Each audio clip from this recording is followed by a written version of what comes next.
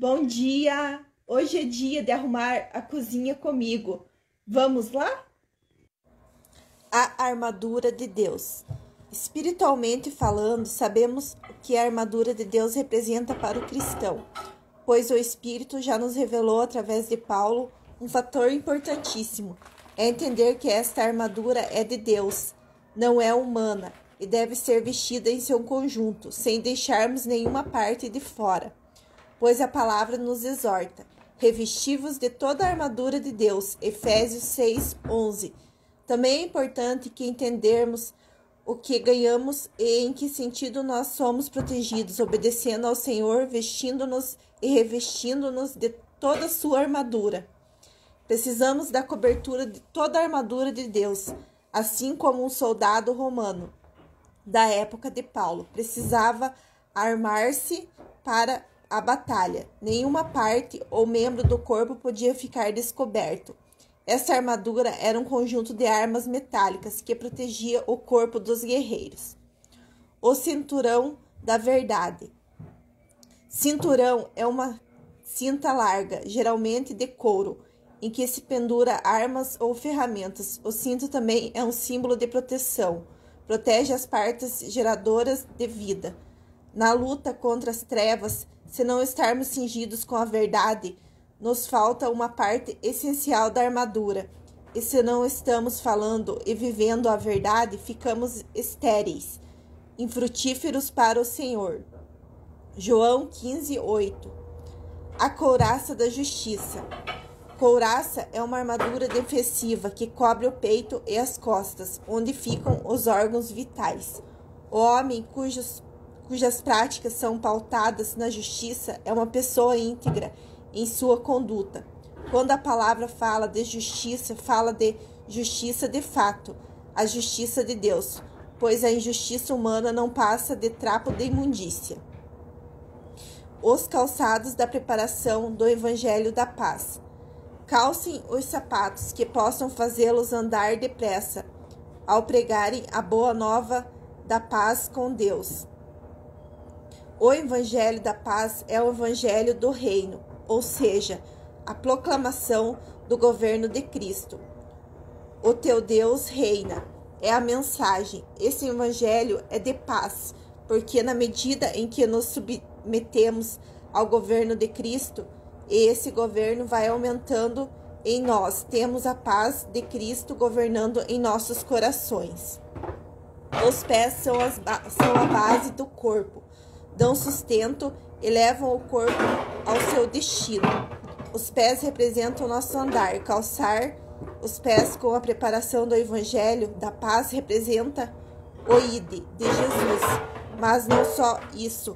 Quer dizer que devemos ir preparados, treinados no Evangelho do Reino, sem pervertermos o Evangelho de Cristo, andando nele em santidade de vida.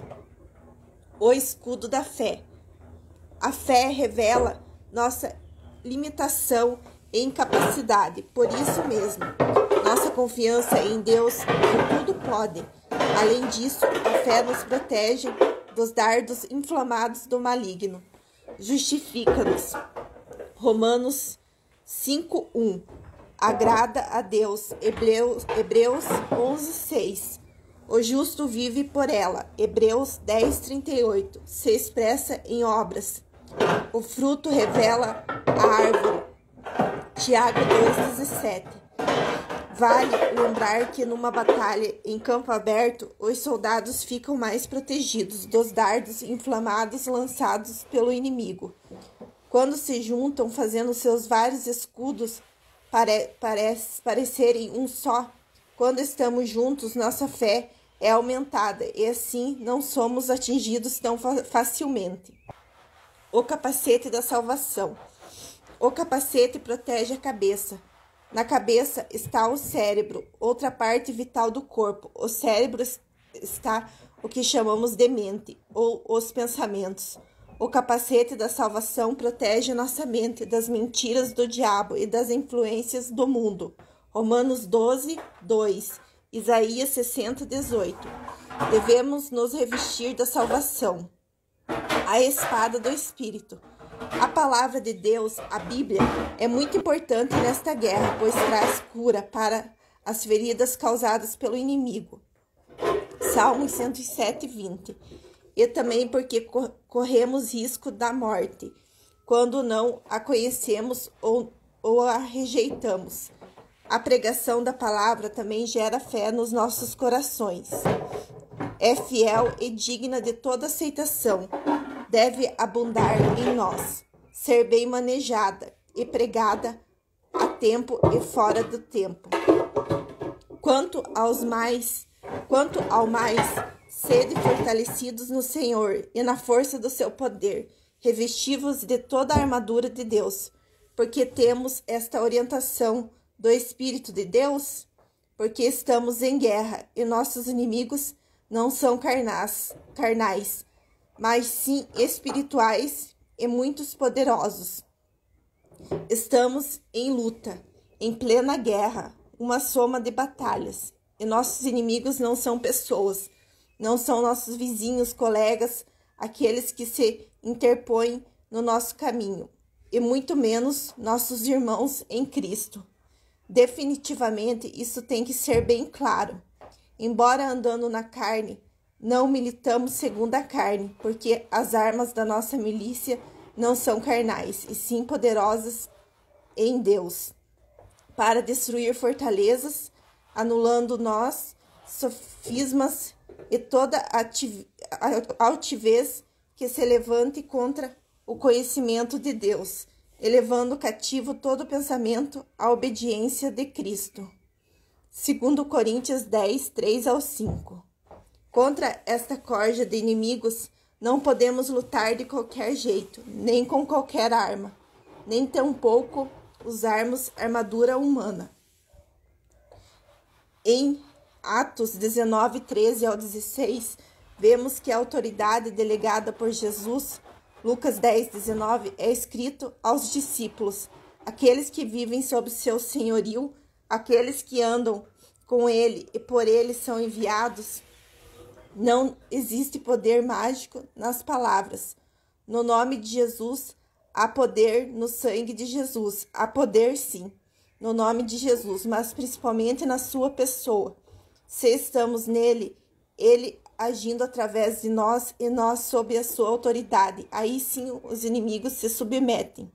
Que fique bem claro, a armadura de Deus é para soldados e discípulos, não para simpatizantes do Evangelho.